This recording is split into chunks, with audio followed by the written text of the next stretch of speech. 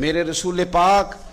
صلی اللہ تعالیٰ علیہ وسلم نے ارشاد فرمایا، حضرت ابو ہریرہ رضی اللہ تعالیٰ عنہ حدیث کے راوی ہیں، حضور صلی اللہ تعالیٰ علیہ وسلم نے ارشاد فرمایا جو وسعت کے باوجود قربانی نہ کرے، طاقت کے باوجود قربانی نہ کرے، اللہ نے استطاعت دے رکھی تھی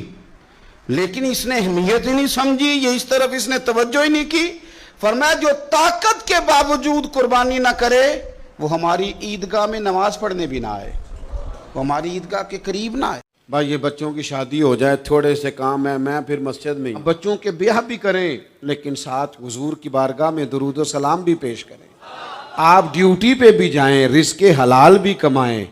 پر اگر رب توفیق دینا تو سویرے اٹھ کے ایک سپارہ قرآن مجید کا تلاوت بھی فرمائیں، اپنے آپ کو آراستہ پیراستہ کریں، نیکیوں کے ساتھ جد و جہد کریں۔ اگر اللہ تبارک و تعالیٰ نے رزق حلال دیا ہے، اللہ کی راہ میں خیر کے ساتھ بانٹنا ہے تو پھر اس میں جلدی کریں، پھر دیر نہ کریں۔ آج کے اس جمعہ میں بڑے درد سے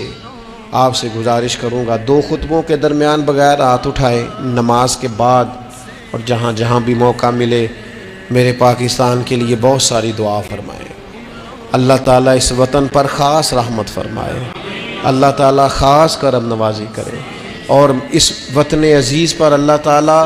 ایسی رحمت کر دے کہ یہاں سے یہ سارے فسادات دور ہو جائیں، اللہ تعالیٰ امن والا وقت عطا کرے۔